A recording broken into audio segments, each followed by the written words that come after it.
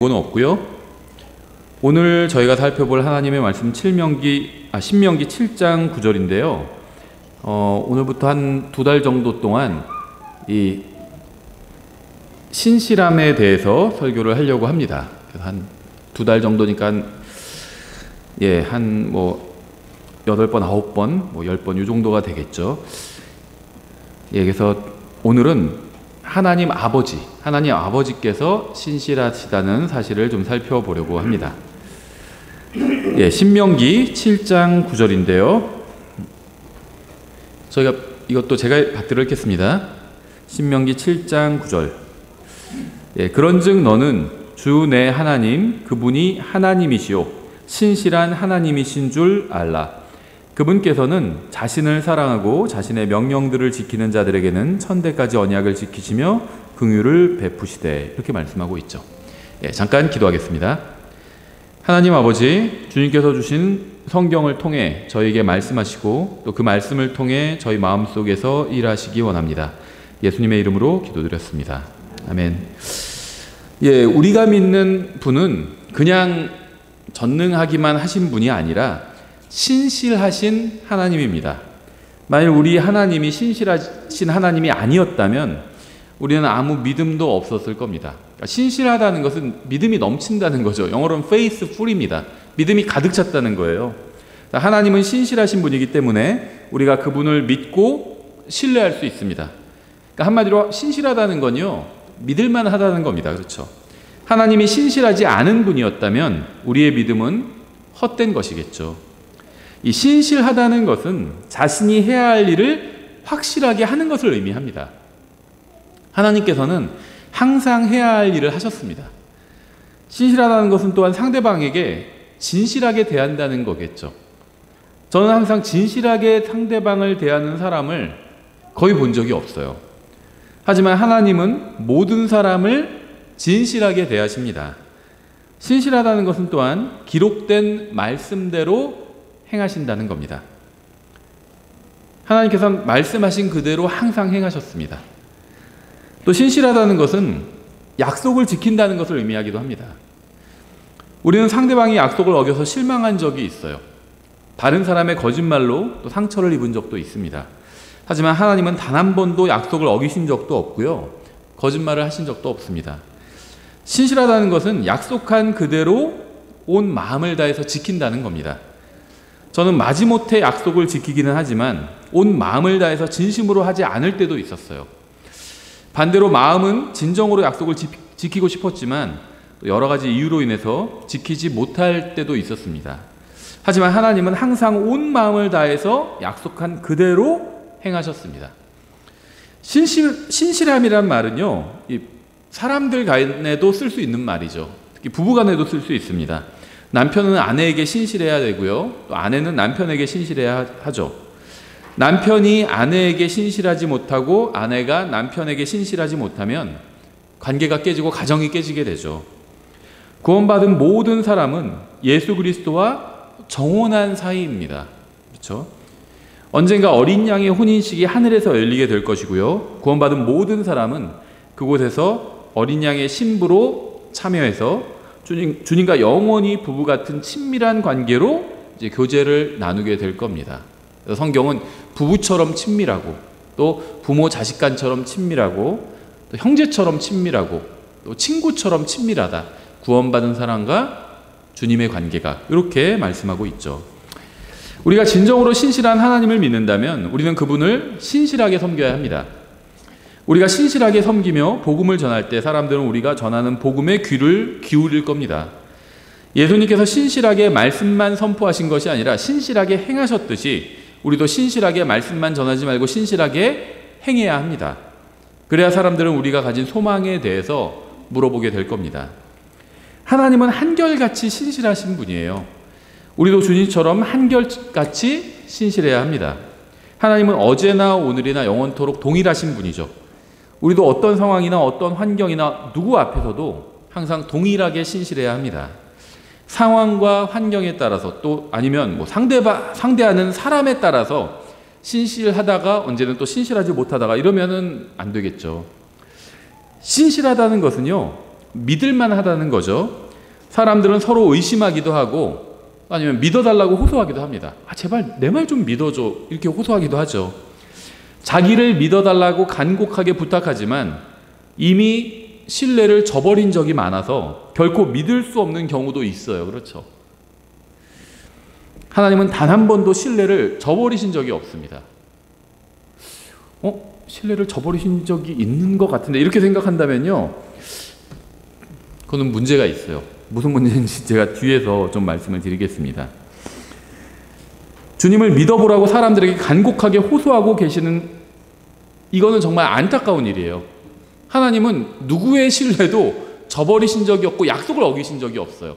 정말 신뢰할 만한 분인데 오히려 한번 주님을 믿어보라고 권고하고 있다는 게 좀 안타까운 일입니다.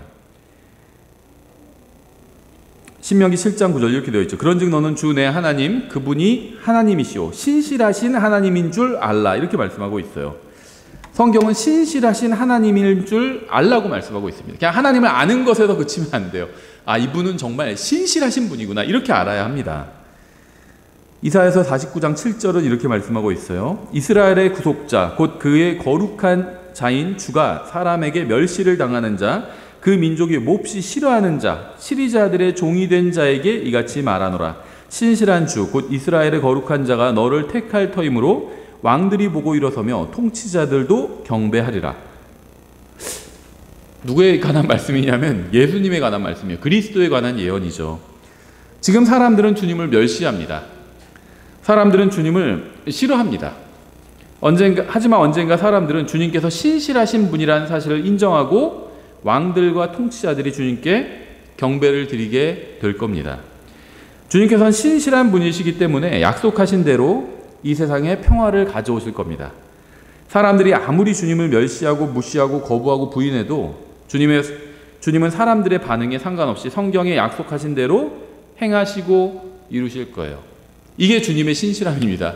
어떤 사람들의 반응에, 그러니까 사람들의 어떤 그 태도에, 사람들이 대하는 태도에 다르게 반응하지 않아요.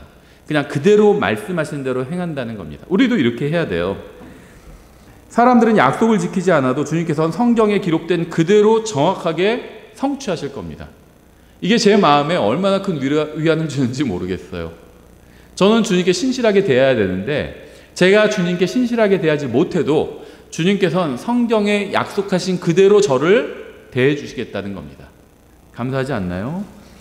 주님께서 통치하시면 모든 사람이 원하는 대로 모든 전쟁이 그치고 평화가 임하게 될 겁니다. 근데 문제는 사람들은 평화를 원하지만 예수님께서 주시는 평화는 원하지 않는다는 게 문제죠.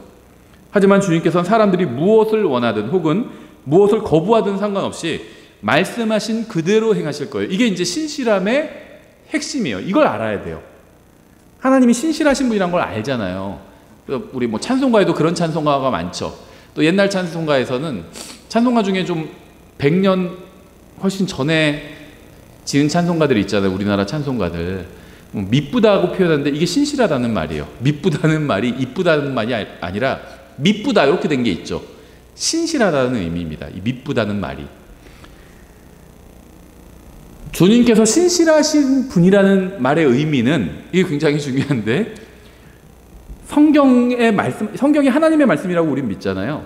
성경에 말씀하신 그대로 행하신다는 겁니다. 이게 주님의 신실하심이에요.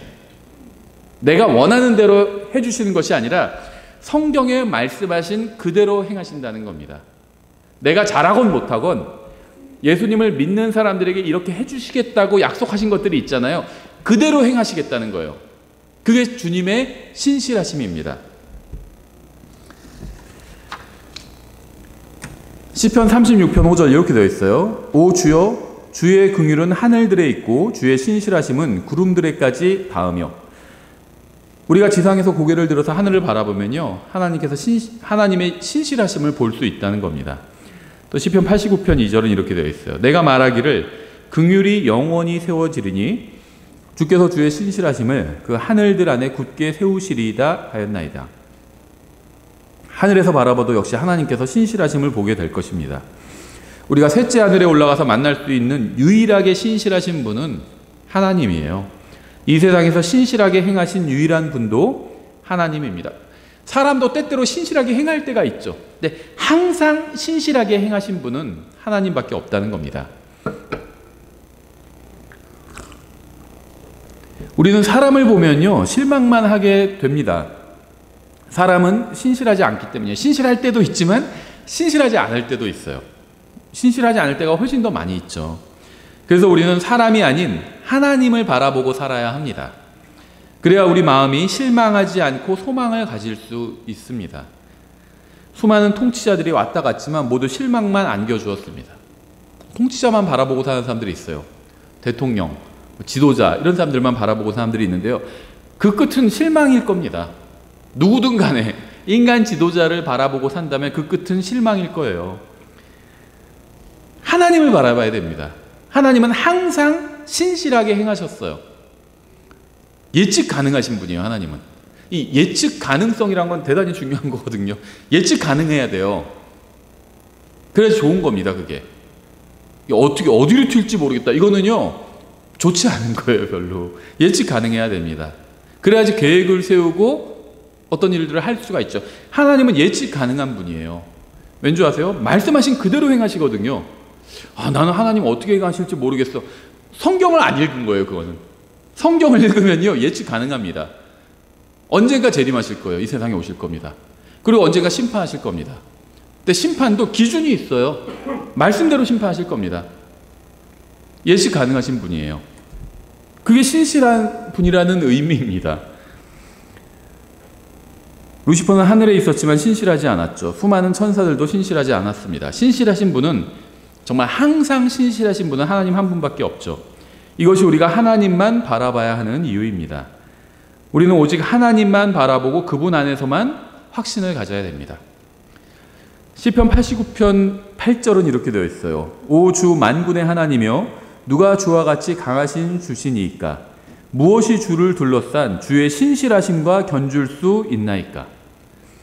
아무도 하나님같이 신실하신 분을 찾은 적이 없습니다. 어느 누구도 주님처럼 철저하게 약속을 지키지는 못했어요. 주님은 단 한 번의 부족함 없이 항상 말씀하신 그대로 약속을 이루셨습니다. 저는 구원받은 지 이제 한 33년 정도가 지났습니다. 구원받기 전에도 구원받기에 합당하지 못하게 살았고요. 또 구원받은 이후에도 구원받은 사람답게 살지 못한 날들이 훨씬 더 많아요. 하지만 저는 아직도 구원받은 채로 있습니다. 감사하게도. 왜냐하면요, 저는 신실하지 못했지만 하나님께서는 항상 신실하셨기 때문이에요. 저는 신실한 사람이 되고 싶었지만 되지 못했어요. 제가 하늘나라에 가는 이유는 제가 신실한 사람이기 때문이 아니라 제가 믿는 하나님이 신실하신 분이기 때문입니다. 제가 하늘나라에 가는 이유는 하나님의 신실한 자녀이기 때문이 아니라 신실하신 하나님의 자녀이기 때문이에요. 제 말을 이해하시겠나요? 여기는 엄청난 차이가 있어요. 고린도전서 1장 4절에 이렇게 되어 있습니다. 4절부터 제가 9절까지 인용해 보면, 예수 그리스도를 통하여 너에게 주신 하나님의 은혜로 인해 내가 너희를 대신하여 항상 나의 하나님께 감사하노라. 너희가 모든 일 곧 모든 말과 모든 지식에서 그분으로 말미암아 풍성하게 되었으니 이것은 곧 그리스도의 증언이 너희 안에서 굳게 세워진 바와 같도다. 이로써 너희가 어떤 선물에서도 뒤처지지 아니하고 우리 주 예수 그리스도의 오심을 기다리나니 그분께서 또한 너희를 끝까지 견고하게 하사 우리 주 예수 그리스도의 날에 너희가 책망받을 것이 없게 하시리라. 너희를 부르사 자신의 아들 예수 그리스도 우리 주와 교제하게 하시는 하나님은 신실하시도다. 고린도전서 우리가 지금 거의 한 85% 정도 공부했는데요. 이제 한 15% 정도 남았어요. 우리가 고린도전서의 분위기를 알고 있죠. 고린도 교회 성도들의 문제는 뭐였죠? 여러 가지가 있었지만 한마디로 요약하면 신실하지 못했다는 겁니다. 그렇죠. 그에 반해서 하나님은 신실하신 분이었죠. 이 4절에서 말씀하시는 것처럼 여러분은 예수 그리스도를 통해서 여러분에게 주신 하나님의 은혜로 구원받았습니다. 우리가 무엇인가를 풍성하게 가지고 있다면 모두 그리스도로 말미암은 거예요. 6절에서 말씀하시는 것처럼 우리 안에는 그리스도의 증언이 굳게 세워졌습니다. 따라서 우리는 우리 자신이 아니라 예수님에 관해서 증언해야 합니다. 저는 세상에 저를 보라고 외치지 않아요. 저는 세상에 저의 구원자이신 예수 그리스도를 보라고 외칩니다. 제가 해야 할 증언은 저의 증언이 아니라 그리스도의 증언이에요. 참 안타까운 게 뭐냐면요, 복음을 전하는 사람도 굉장히 적죠. 그런데 복음을 전한다고 하는 사람들 중에서도 인간적인 관점에서 복음을 전하는 분들이 있어요. 무슨 말이냐면, 인간적인 관점에서 복음을 전하면 자꾸 사람 얘기가 나옵니다. 사람이 바라보고 사람이 어떻게 평가하는지. 하나님 관점에서는요, 복음이 하나님께서 다 이루어 주신 거예요. 이걸 하나님께서 우리를 위해서 해주신 것들, 예수님께서 십자가 위에서 해주신 것들, 그것을 전하는 게 복음을 전하는 겁니다. 근데 사람 입장에서 전하면 자꾸 이게 이해가 돼야 되고 그런 얘기들을 해요. 자기가 믿어져야 되고, 근데 이게 좀 안 믿어져서 자기가, 사람 입장에서 복음을 전하면 그렇게 돼요. 우리가 이해돼야지 다 받아들이나요? 복음을 이해하는 건 좋은 겁니다. 저는 그거 반대하지 않아요. 그런데 한번 생각해 보세요. 우리가 살아가면서 다 이해돼야지 받아들이나요? 받아들이는 거에 믿는 거죠. 이해되지 않는 것도 받아들이는 게 굉장히 많이 있어요. 근데 복음에 있어서는 다 이해하려고 그래요. 그럼 결국 복음을 받아들일 수 없게 됩니다. 하나도 이해되지도 않는데 받아들이는 라는 게 아니에요. 사람은요, 어느 정도 이해가 되면 받아들입니다. 100% 이해야 받아들이는 경우는 없어요. 아니, 사람이 무엇인가 100% 이해할 수 있나요? 숨을 내가 어떻게 쉬는지 저 다 잊어버렸어요. 벌써 한 30년 전에 고등학교 때 배운 거잖아요. 다 잊어버렸어요. 이해 못해요. 저는 숨을 사람이 어떻게 쉬고 어떻게 작용하고 어떻게 하는지, 공기가 어떻게 들어가고 이해 못합니다. 그래도 그냥 받아들일 수 있어요. 숨 쉬고 내가 사람이 산다는 거야. 아니야, 난 사람이 숨을 어떻게 쉬는지 모르니까 받아들이지 않을 거야. 이러지 않는다는 거죠. 대부분의 것들은요, 뭐 100%가 아니라 한 20, 30%도 이해 못해도 다 받아들입니다. 그냥 그게 믿음이에요. 누가 날 사랑한다 그러면 이해 안 될 때도 있어요. 그래서 그냥 받아들이는 겁니다. 사람은 그렇게 살아요. 근데 복음에 있어서는 따라보겠다는 겁니다. 다. 그건 이상한 거예요. 그러니까 이해하려는 게 잘못된 게 아닌데, 난 100% 다 이해하겠다. 이게 이제 인간의 관점에서 바라본 복음. 100% 이해 못해요. 평생 이해 못할 겁니다. 어떻게 이해해요? 하나님이란 단어도 이해 못하는데. 하나님은 신실하신 분이에요. 고린도 교회 성도들은 신실하지 못했습니다. 하지만 그들은 예수님의 오심을 기다리며 끝까지 견고하게 될 겁니다. 그러니까 이제 사도 바울이요, 고린도전서에서 고린도 교회 성도들을 책망하잖아요. 계속 그런 내용이 계속 나옵니다. 그렇죠? 근데 먼저 무슨 얘기부터 하고 있냐면, 그들이 신실하지 못해도 그들이 끝까지 견고하게 될 것이라는 점을 분명히 하고 있어요. 그 사람들 신실하지 못한 사람들인데 어떻게 이 일이 가능할까요? 신실하지 못한 사람들이 견고하게 된대요. 끝까지.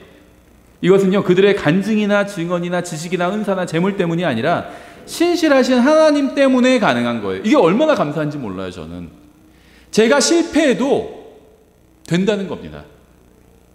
물론 전 여러분들이 성공하셨으면 좋겠어요. 이 세상에서 성공하는 게 잘못된 게 아니죠. 나쁜 게 아니에요. 그렇죠?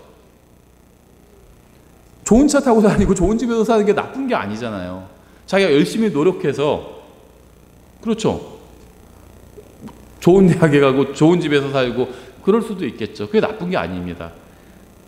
진짜로 저는 그게 나쁘다고 생각 안 해요. 어떤 분들 오해하실까 봐 제가 얘기 드리면 그런 건 나쁜 게 아니에요. 그런데 실패해도 하나님과의 관계에서는요, 괜찮다는 겁니다. 하나님께서 지켜주신대요. 나를 끝까지 견고하게 해주신다고 합니다. 고린도 교회 성도들이 결국에는 견고하게 설 수 있는 이유는 그들이 신실해서가 아니라 하나님께서 신실하시기 때문입니다. 고린도전서 10장 13절 이렇게 되어 있어요. 사람에게 공통적으로 있는 시험 외에는, 제가 목회를 이제 하면서 상담을 하게 되잖아요. 그러면은요, 어려움이 없는 사람이 없어요. 제가 우리 교회 성도분들을 거의 다 이제 얘기해 본 적이 있잖아요. 어려움이 없는 분은 못 본 것 같아요. 경제적인 사정은 다 달라요. 좀 괜찮은 분도 있고 좀 어려운 분도 있고 그거는 다 달라요. 그런데 어려움이 없는 분은 없습니다. 어떤 분은 경제적인 문제만 없을 뿐이지 다른 문제가 있어요. 어떤 분도 또 다른 가족 간의 문제는 없는데 경제적인 문제가 있을 수도 있고 어려움은 다 있습니다. 어려움이 없는 사람은 없어요. 그래서 성경에서는요, 사람에게 공통적으로 있는 시험 외에는 사람들은 다 공통적으로 시험 받고 있다는 겁니다. 너희가 어떤 시험도 당하지 아니하였나니 하나님은 신실하사. 이게 참 감사하면서도 한편으로는 또 좀 죄송한 말씀이지만 내가 육신적인 관점에서 보면 좀 씁쓸하기도 한데요. 뭐냐면 하나님은 신실하사, 여기까지는 좋아요. 너희가 감당할 수 있는 것 이상으로 시험 당하는 것을 너희에게 허락하지 아니하시고, 그냥 시험 당하는 것을 허락하지 아니하시고 이러면 좋을 것 같은데 감당할 수 있는 것 이상으로는 허락하지 않으신대요. 이 말이 뭐죠? 감당할 만한 것은 허락해 주신다는 겁니다. 그래서 이런 말이 있거든요. 이 기독교계의 뭐 속담 같은, 금언 같은 그런 말인데요. 이제 영어로 된 말인데 원래는 하나님은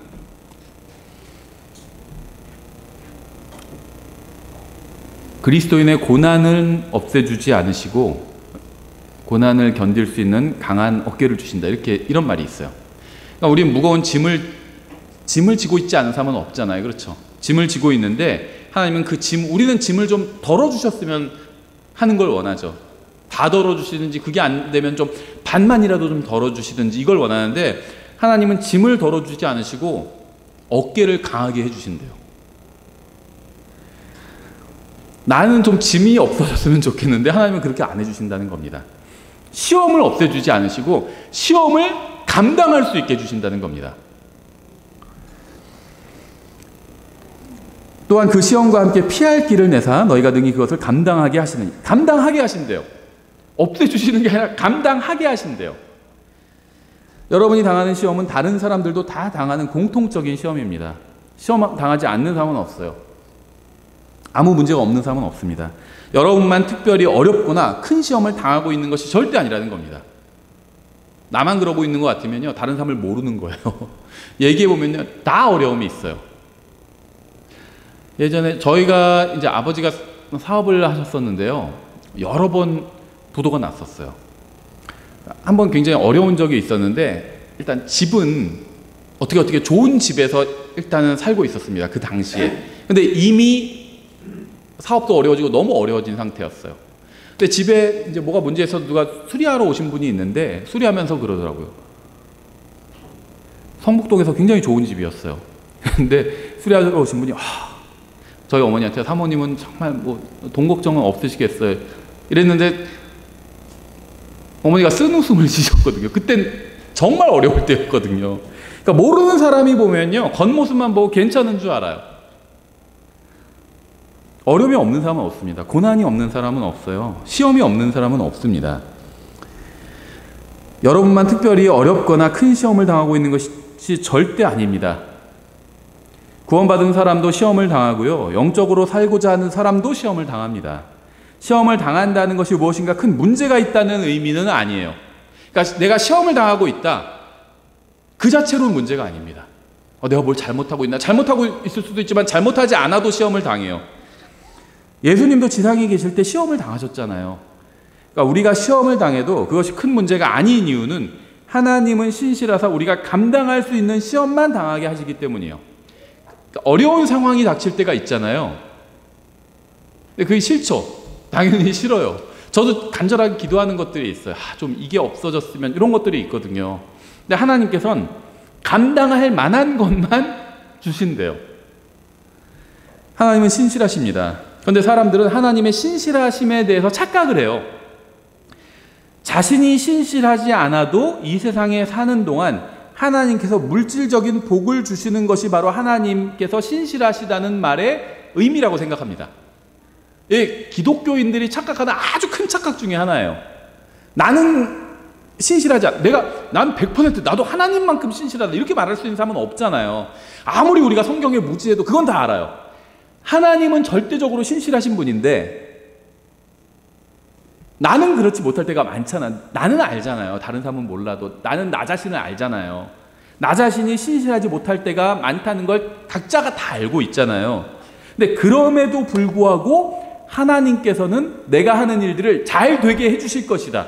그게 하나님의 선하심이고 신실하심이다. 이렇게 착각한다는 거죠. 생각해보세요. 부모의 선함이 아이가 원하는 걸 다 주는 게 부모의 선함은 아니잖아요. 그렇죠? 아이가 밥 대신 사탕을 달라고 그러고 저녁을 아이스크림으로 먹자고 그러고 그럼 그걸 다 들어주는 게 부모의 선함이 아니라는 겁니다. 그렇죠? 때로는 그렇게 주지 않는 게 부모의 선함일 수도 있어요. 때로는 회초리를 드는 게 부모의 선함일 수도 있습니다. 근데 우리가 하나님과 우리와의 관계에 있어서는 착각해요. 마치 내가 원하는 대로 다 해주는 게 하나님의 선함인 것처럼. 근데 내가 원하는 대로 다 안 되니까 하나님 선하지 않은 분인가? 신실하지 않은 분인가? 나한테는 왜 그렇게 대하시지? 이렇게 생각한다는 거죠. 나에게 어려움이 있기 때문에 나에게 신실하게 대하지 않은 것처럼 생각한다는 겁니다. 이게 기독교인들의 가장 큰 착각이에요. 천만의 말씀에 하나님은요 신실하게 대하셨습니다. 어떻게 아느냐? 다른 사람 보면 알아. 이게 나한테 적용하면 이해하기가 어려운데 다른 사람을 보면 그 사람이 고난 중에 있다? 그럼 이해가 돼요. 내가 고난 중에 있는 게 이해가 안 돼서 문제지 다른 사람이 고난 중에 있는 건 이해가 돼요. 그 사람은 조금 더 배워야 돼. 이런 생각 들지 않나요? 다른 사람 보면?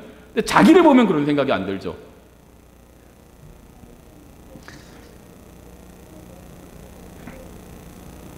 자신이 신실하지 않아도 이 세상에 사는 동안 하나님께서 물질적인 복을 주시는 것이 하나님의 신실하심이라고 착각하고 있는데요. 그래서 우리의 영적 성장을 위해서 하나님께서 징계하시면 왜 자신에게 어려움이 왔는지 이해하지 못하는 겁니다. 도저히 저는 모르겠어요. 내가 하나님 열심히 믿고 있는데 왜 이런 일이 일어나는지 모르겠어요. 이런 사람 많이 봤거든요. 하지만 하나님은 신실하시기 때문에 우리가 잘못된 길로 갈 때 징계하시는 겁니다. 또 우리가 영적으로 성장할 수 있게 하시려고 어려움을 주시는 거예요. 신실하다는 것은요, 말씀대로 행한다는 것입니다. 하나님께서 성경을 통해서 다 얘기해 놓으셨어요. 우리가 잘못 갈 때 징계하시고요, 잘할 때도 또 어려움을 주실 거라고, 이 세상에서는 어려움이 있을 수 있을 거라고 말씀하셨습니다. 이런 게 낯설면요, 성경적 기독교를 믿고 있지 않은 거예요. 기독교의 껍데기만 하고 있는 자기 자신의 어떤 바알 종교, 램프의 요정, 진이 종교, 이런 거 믿고 있는 겁니다. 하나님께서는요, 죄의 삭시 사망이라고 말씀하셨습니다. 사람이 무엇을 심든지 그대로 거두게 된다고 말씀하셨어요. 주님께서는 말씀하신 대로 행하실 겁니다. 죄도 용납하고 허용하는 배교한 기독교의 신은 신실한 신이 아니에요. 말씀대로 살지 않아도 복을 주고 상을 주겠다고 하는 배교한 기독교의 신은 신실하지 않습니다. 성경의 하나님은 신실하신 분이시고요, 성경의 말씀대로 행하실 겁니다. 이게 하나님의 신실하심이에요. 하나님이 신실하시다는 의미는 성경에 말씀하신 그대로 행하신다는 겁니다.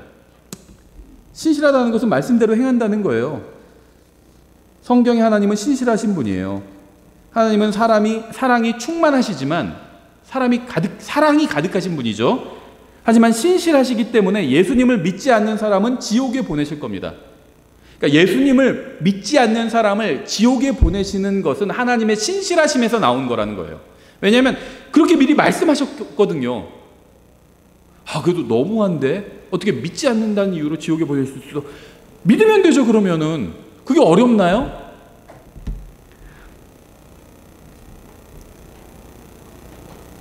하나님께서 결코 사람들을 지옥에 보내지 않으실 것이라고 생각하는 사람들은요, 신실하신 하나님을 믿는 것이 아니에요. 하나님께서는 믿지 않는 사람들을 지옥에 보내실 것이라고 말씀하셨기 때문에 믿지 않는 사람들은 지옥에 보내실 겁니다. 이것이 바로 말씀하신 대로 예수님을 믿어야 하는 이유예요. 모든 걸 다 미리 말씀해 놓으셨습니다. 배교한 기독교가 믿는 하나님은 산타클로스 같은 하나님이에요. 사람들은 하나님이 이 세상에서 잘 먹고 잘 살게 해주시기를 원합니다.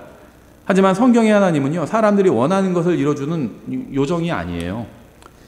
데살로니가전서 4장 14절 이렇게 말씀하고 있어요. 우리가 예수님께서 죽으셨다가 다시 일어나셨음을 믿을진데, 이렇게 믿는 사람을 뭐라고 부르죠? 구원받은 사람이라고 부르죠. 그와 같이 예수님 안에서 잠자는 자들도, 예수님 믿고 죽은 사람들 말하는 겁니다. 하나님께서 그분과 함께 데려오시리라. 우리가 주의 말씀으로 너희에게 이것을 말하노니 곧 주께서 오실 때까지 살아서 남아있는 우리가 결코 잠자는 자들보다 앞서지 못하리라. 주께서 호령과 천사장의 음성과 하나님의 나팔 소리와 함께 친히 하늘로부터 내려오시리니 그리스도 안에서 죽은 자들이 먼저 일어나고 그 뒤에 살아서 남아있는 우리가 그들과 함께 구름들 속으로 채어 올라가 공중에서 주를 만나리라. 그래야 우리가 항상 주와 함께 있으리라. 이것이 바로 그리스도인들이 가지고 있는 소망이죠. 14절에서 우리가 예수님께서 죽으셨다가 다시 일어나셨음을 믿을진대 라고 말씀하고 있는데요. 여기서 말하는 우리는 신실하게 사는 사람들만이 아니라 구원받은 모든 사람들을 의미합니다. 그리고 5장, 이제 제가 4장을 인용했는데요. 5장 23절에 이렇게 되어 있어요. 평강의 바로 그 하나님께서 너희를, 여기서 말하는 너희는 누구죠? 4장에서 말씀하신 우리에 포함하는 사람들이죠. 사도 바울이 자기와 데살로니가 성도들을 말할 땐 우리라고 얘기했고 데살로니가 성도들만 말할 땐 너희라고 얘기했죠. 그러니까 5장의 너희는요 4장의 우리와 같은 사람들이에요. 평강의 바로 그 하나님께서 너희를 온전하게 거룩히 구별하시기를 원하노라. 내가 하나님께 기도하여 너희의 온 영과 혼과 몸을 우리 주 예수 그리스도에 오실 때까지 흠없이 보존해 주시기를 구하노라. 하나님께서는 구원받은 모든 사람의 영과 혼과 몸을 흠없이 보존해 주실 겁니다. 우리가 스스로 그렇게 하는 것이 아니라 하나님께서 친히 보존해 주실 거예요. 우리의 영과 혼과 몸이 예수님께서 오실 때까지 흠없이 보존되는 이유가 24절 바로 다음 절에 나와 있는데요. 너희를 부르시는 분은 신실하시니 그분께서 또한 그것을 행하시리라. 우리가 예수 그리스도를 구원자로 믿는 순간 예수님의 피가 우리의 모든 죄를 깨끗하게 씻어냅니다. 그리고 하나님께서는 우리가 예수님 안에서 의롭다고 선언해 주십니다. 그리고 하나님께서 우리가 계속 의로운 상태로 보존해 주십니다. 우리가 구원받은 이유는 우리가 신실해서가 아니라 하나님께서 신실해서예요. 마찬가지로 우리의 구원이 유지되는 이유도 우리가 신실해서가 아니라 하나님께서 신실해서입니다. 우리의 영과 혼과 몸이 주님께서 공중으로 오실 때까지 흠없이 보존되는 이유도 우리가 신실해서가 아니라 하나님께서 신실해서입니다. 우리가 예수 그리스도를 믿는 순간 우리는 예수님의 피로 깨끗하게 씻기고 흠이 없는 상태가 되고 하나님께서는 그 상태 그대로 우리를 끝까지 보존해 주시는 겁니다. 하나님께서는 그렇게 하시겠다고 약속하셨고 그 약속을 지키실 거예요. 왜냐하면 하나님은 신실하신 분이기 때문이에요. 저는 구원받은 지 수십 년이 지났지만 아직도 구원을 유지하고 있어요. 이게 너무 감사해요. 제가 신실하기 때문이 아니라 하나님께서 신실하셨기 때문에 제 구원이 유지되고 있는 겁니다. 여러분이 구원받았다면 하나님께서는 여러분의 구원도 끝까지 지켜주실 거예요. 여러분을 구원으로 부르신 분은 신실하시기 때문에 그분께서 또한 그것을 행하실 겁니다. 이것이 바로 하나님께서 신실하시다는 말의 의미예요.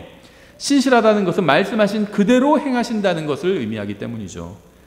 기도응답을 해주시면 하나님께서 무엇인가를 해드리겠다고 약속을 남발하는 사람들이 있습니다. 이 문제만 해결해 주시면 주님을 위해서 무엇인가를 하겠다고 약속을 합니다. 이런 약속하지 마세요. 그냥 분리하세요. 차라리 두 개를. 조건부 하나님과 딜을 하지 마시고 이걸 해주세요. 그렇게 요구하세요. 하나님 저는 또 이걸 주님을 위해서 하고 싶습니다. 이걸 하겠습니다. 이렇게 얘기하세요. 그거 아무 문제가 없어요. 이걸 해주시면 이걸 하겠습니다. 이렇게 하지 말라는 겁니다. 왠지 아세요? 하나님은 해주실 때가 많이 있는데 우리가 하지 않을 때가 많거든요. 약속을 괜히 어기게 되는 거죠. 약속하지 말라는 겁니다. 공약을 남발하지 말라는 거예요. 그냥 요구가 있으면 해달라고 요구하세요. 조건을 걸지 말고 그게 합당한 것이면 해주실 겁니다. 그리고 또 주님을 위해서 하고 싶은 것이 있으면 하겠다고 약속을 하세요. 그냥 하겠다고 얘기를 하세요. 조건을 걸지 말라는 거예요. 뭐 맞교환하거나 그러려고 하지 마시라는 겁니다. 약속 제대로 지키는 사람은 없어요. 하나님만큼 지키는 사람은 없습니다. 자신이 말씀하신 그대로 행하시며 약속을 지키시는 분은 하나님밖에 없어요. 그래서 우리는 하나님을 신뢰하는 겁니다. 데살로니가후서 3장 1절 이렇게 되어 있어요. 끝으로 형제들아, 설교가 끝났다는 건 아닙니다. 예, 그냥 여기서 그렇게 얘기하는 거예요. 저는 아직 끝나지 않았어요.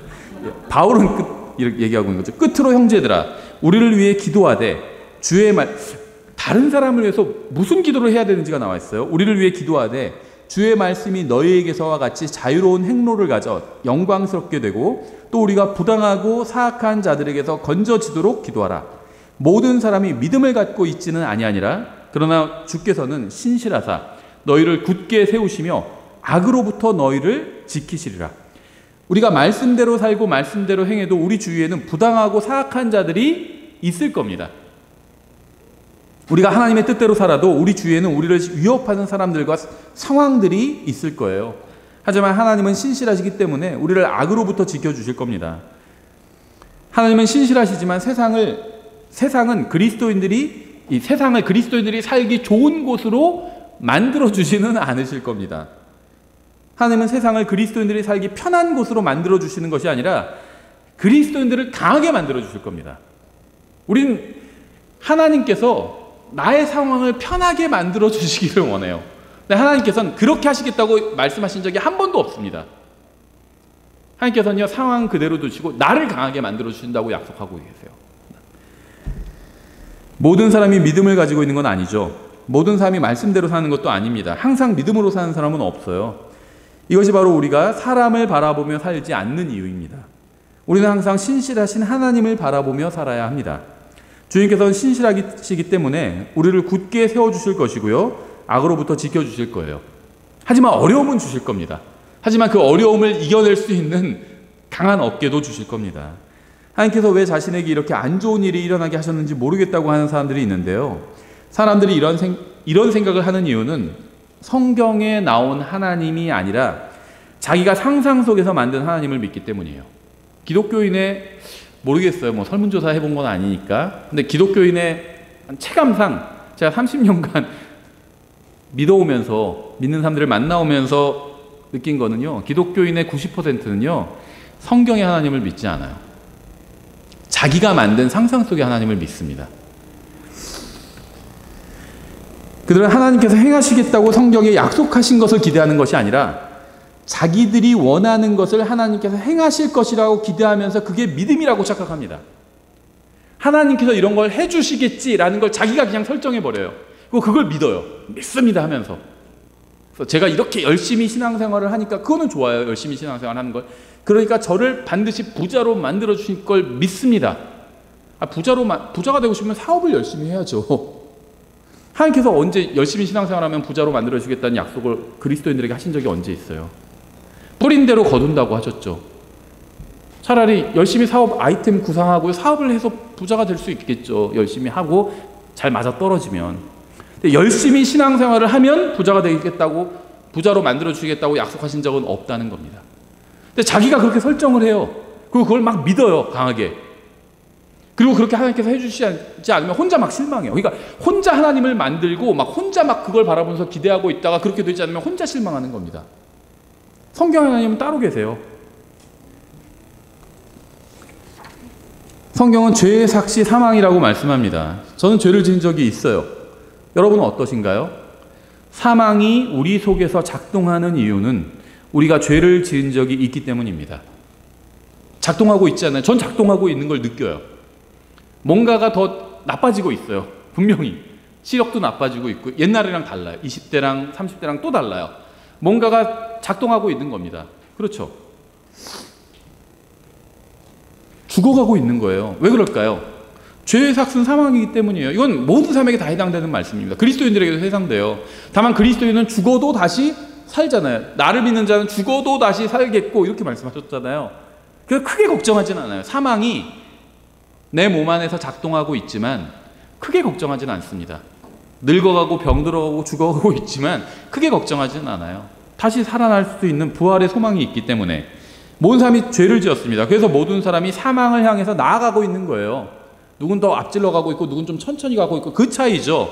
죽음을 늦출 수는 있어요. 그렇지만 죽음을 피할 수는 없습니다. 왜냐하면 죄를 지었기 때문에 사망이 작동하고 있어요. 이걸 피할 수가 없어요. 그래서 사람들은 자기 뜻대로 하나님께서 행하지 않으시자 하나님께 실망하고 심지어 화를 내기도 합니다. 어떻게 하나님께서 그러실 수 있습니다. 근데 하나님은 그렇게 해주겠다고 말씀하신 적이 없는데 혼자 지어내서 그렇게 하시겠다 이런 거나 같아요. 만났는데 나한테 그렇게 해준다고 상대방 가만히 있는데 혼자 그러고 있는 거예요. 하나님께도 그러고 있는 거예요. 저를 부자로 만들어 주신다고요? 알겠습니다. 아멘. 혼자 그래놓고는 왜 그렇게 안 해주셨습니까? 혼자 실망하는 거예요. 혼자 화를 내고. 원맨쇼 기독교예요. 막 그걸 부추기잖아요, 목사들은. 왜냐면 그걸 좋아하니까. 그렇게 하려면 목회하기 쉬워요. 잘 될 겁니다. 좋은 말만 할 수 있어요. 그렇죠? 무당이 하는 게 딱 그거거든요. 잘 될 거라고 물론 이제 무당은 안 될 거라고 얘기하죠. 안 될 거지만 잘 될 수 있는 방법이 있다. 이 얘기를 하죠. 그게 뭐냐? 바로 이 부적이다. 내가 써주는 부적. 이 부적을 사면은 잘 될 거다. 이렇게 얘기하는 거죠. 그리고 또 뭐 시키죠. 어떻게 하고 부적을 어떻게 하고 뭐 어떻게 깔고 자고 무슨 하고 뭐 그런 거 시키잖아요. 그렇죠? 제가 왜 잘하냐면 저도 저희 부모님이 이제 나중에 예수님을 믿으셨잖아요. 조금 이상해서 뭔가 이상해. 베개에서 바스락거리고 뭐가 새고 있어요. 베개를 까보잖아요. 짚을 부적이 들어가 있고 그럴 때가 있어요. 뭐가 이상해서 책상 아래 보니까 책상 아래에 부적이 붙어 있어요. 그런 거 본 적이 있어요. 그래놓고 잘 안 되면은 점쟁이가 당신이 시킨 대로 안 해서 그런 거다 이렇게 얘기하죠. 똑같아요. 목사들도 잘 되고 싶으면 믿음을 보이라고 그래요. 그게 무슨 말이죠? 돈 갖다 바치라는 거죠. 딱 갖다 바쳐요. 그러면 잘 되면 뭐라고 하죠? 거봐, 믿음을 보이니까 잘 되잖아 이렇게 얘기하면 되죠. 근데 잘 안 됐어요. 돈을 많이 갖다 바쳤는데도, 교회 갖다 바치고 목사한테 갖다 바쳤는데도 잘 안 됐어요. 그럼 뭐라고 하면 되죠? 믿음이 부족했다고 딱 그러면 되죠. 똑같아요. 무당이 하는 것과. 한국교회 모르겠어요. 대부분이라고 할 수 없겠지만 무당이 하는 일 그대로 하면서 사는 사람들이 있어요. 그러니까 목사한테 가가지고 예언 기도해달라고 그러죠. 성경에 예언 기도 같은 게 있나요? 무당한테 가서 하는 거 똑같이 요구하는 거예요. 그 목사들도 그걸 해줘요. 그냥 무당이 하는 걸 똑같이 해주는 겁니다. 말만 바꿔가지고. 성경이 이렇게 말씀하고 있어요. 베드로전서 4장 16절에 그럼에도 어떤 사람이 그리스도인으로 고난을 받으면 그는 부끄러워하지 말고 도리어 이 일로 인해 하나님께 영광을 돌리라. 제가 신앙생활을 열심히 하고 잘하면 이 세상에서 물질적인 복을 많이 주시겠다 이런 약속은 없다고 말씀드렸죠. 그럼 열심히 신실한 그리스도인들은 다 가난하다 그런 말은 아니에요. 주실 수도 있어요. 어떤 사람에게 재물을 주실 수도 있습니다. 안 주실 수도 있고요. 근데 그거는 몰라요. 우리는 하나님께서 약속을 해놓지는 않으셨다는 겁니다. 약속하지 않고도 뭘 줄 수도 있죠. 누군가 부잣집에서 태어난 건요 복을 받은 거예요. 그렇죠? 주신 겁니다. 하나님께서 그렇게. 근데 몰라요. 근데 신실하게 살면 그렇게 주시겠다 이런 약속은 하신 적이 없다는 겁니다. 그런데 다른 약속은 있어요. 뭐냐면요, 가난할 수도 있고 부할 수도 있어요. 그리스도인이. 그런데 그리스도인답게 살면은 고난을 받게 된다는 겁니다. 어떤 사람이 그리스도인으로 고난을 받으면 그는 부끄러워하지 말고 도리어 이 일로 인해 하나님께 영광을 돌리라. 우리는 고난을 없애달라고 기도하지만 이 세상에서 그리스도인답게 살면 고난을 당하게 됩니다. 성경에 하나님을 전하지 않는 설교자는 이런 내용을 알려주지 않는 거예요. 우리 교회에서는 이런 내용 들어본 적이 없는데, 만약에 온라인상으로 지금 설교 듣는 분 중에 그런 생각을 하는 분이 있다면요, 성경을 가르치지 않는 목사가 있는 교회에 다니고 있는 겁니다. 성경적 기독교는 그리스도인에게서 고난을 없애달라고 기도하는 것이 아니라 고난 중에도 믿음을 버리지 않고 말씀대로 행해서 하나님께 영광을 돌리는 거예요. 이게 성경적 기독교입니다. 17절 다음 절이에요. 베드로전서 4장 17절 하나님의 집에서 반드시 심판을 시작할 때가 이르렀나니 만일 그것이 우리에게서 먼저 시작되면 하나님의 복음에 순종하지 아니하는 자들의 마지막은 어떠하겠느냐. 하나님께서는 이 세상에서 믿음으로 사는 것을 가르치기 위해서 자신의 자녀들에게 고난을 주십니다. 이것이 바로 구원받은 사람에게서 고난이 사라지지 않는 이유예요. 나한테 어려움이 있다. 그러면 딱 알아채셔야 돼요. 하나님께서 지금 나를 가르치시기 위해서 어려움을 주신 거구나.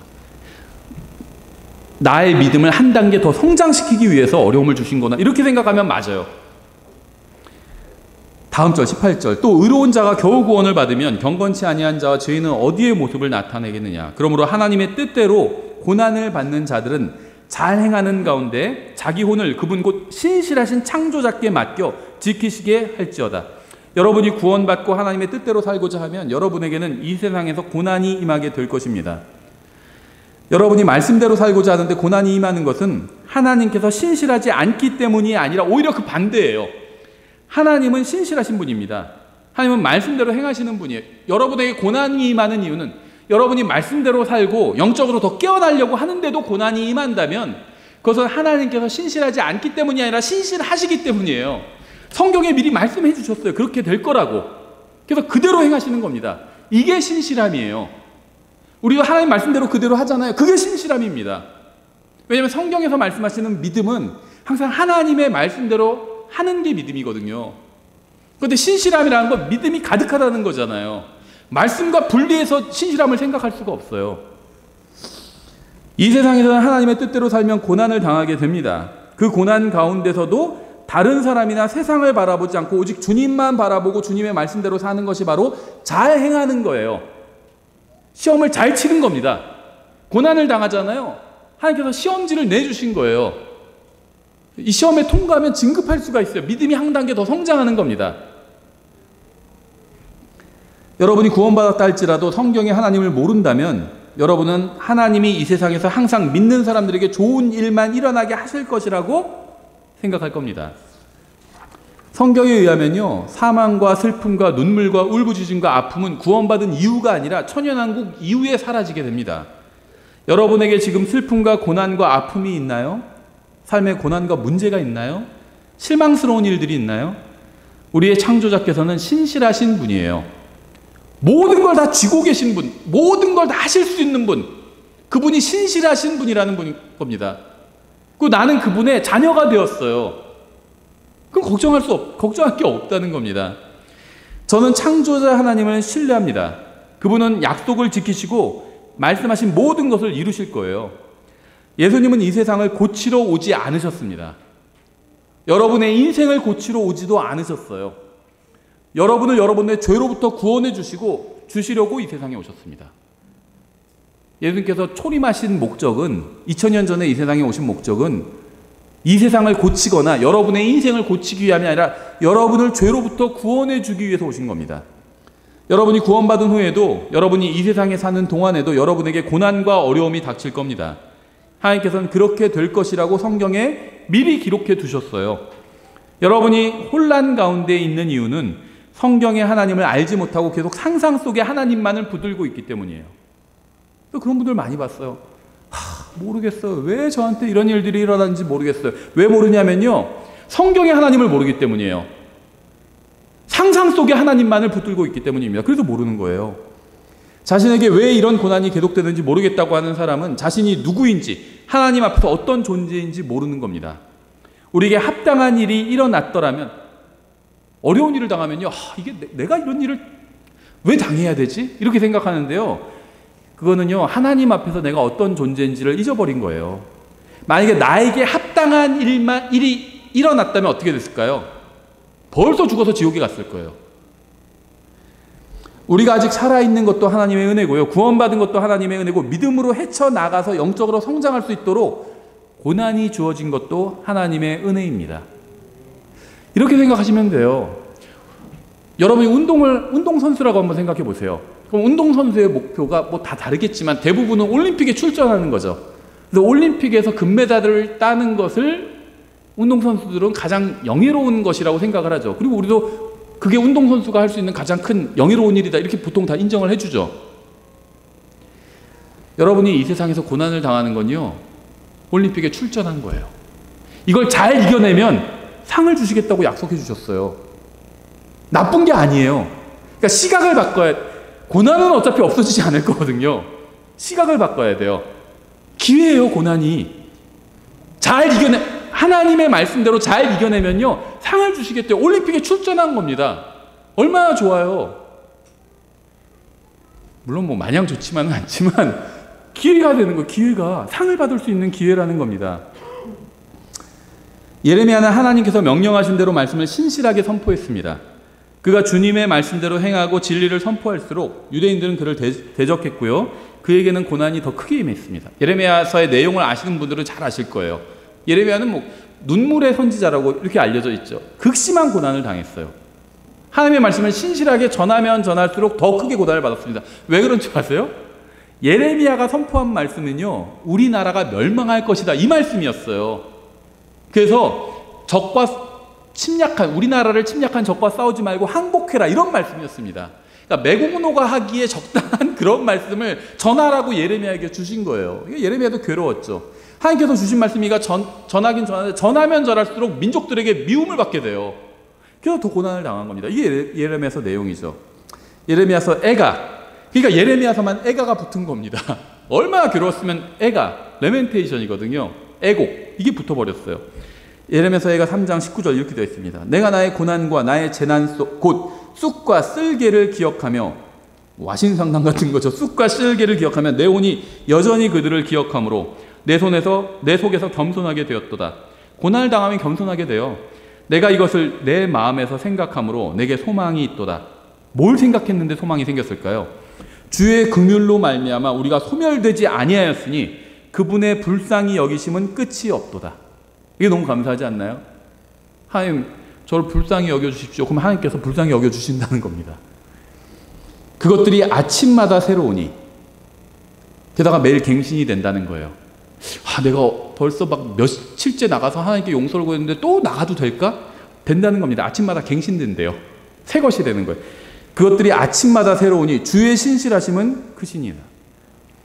예레미야는 고난 중에서도 매일 주님께서 말씀하신 대로 행하신다는 사실을 발견했습니다. 하나님은 항상 말씀대로 행하시는 분이구나. 그래서 그는 하나님께서 말씀하신 대로 행하시는 신실하신 분이라는 사실에 소망을 두었습니다. 왜냐하면 하나님께서 말씀한 대로 행하시는데, 하나님 말씀은 어떻게 되어 있죠? 용서를 구하면 용서해 주세요. 항상 다시 그리스도인답게 살 수 있는 기회를 달라고 하시면 기회를 주신다는 겁니다. 왜냐하면 그렇게 말씀을 해주셨거든요. 하나님은 신실하신 분입니다. 우리 인생에는 좋은 날도 있고 굳은 날도 있어요. 하지만 하나님은 언제나 신실하신 분입니다. 우리 인생에 좋은 날이 있든 나쁜 날이 있든 상관없이 이 세상은 하나님께서 말씀하신 대로 될 것입니다. 왜냐하면 하나님은 말씀하신 대로 행하시는 신실하신 분이기 때문이에요. 정리하면요, 신실하다는 것은 말씀대로 행한다는 겁니다. 성경을 읽으십시오. 그러면 거기서 여러분이 원하는 것을 이뤄주는 여러분 상상 속의 신이 아니라 말씀하신 그대로 이루시는 신실하신 하나님을 만나게 될 것입니다. 하나님은 신실하신 분이에요. 그분을 신뢰하고 모든 염려를 그분께 맡기십시오. 결국 모든 것이 하나님께서 말씀하신 대로 정확히 그렇게 이루어질 것입니다. 기도하겠습니다. 하나님 아버지, 저희의 마음을 강하게 해주시기 원합니다. 저희가 불확실한 세상에서 말씀대로 이루시고 행하시는 신실하신 주님만을 바라보며 살 수 있도록 도와주시기 원합니다. 주님께서 성경을 통해서 하신 말씀은 모두 진리고 그대로 이루어질 것이라고 믿습니다. 저희가 모든 염려를 주님께 맡기고 신실하신 하나님 앞에서 기쁨을 누릴 수 있도록 도와주시기 원합니다. 예수님의 이름으로 기도드렸습니다. 아멘.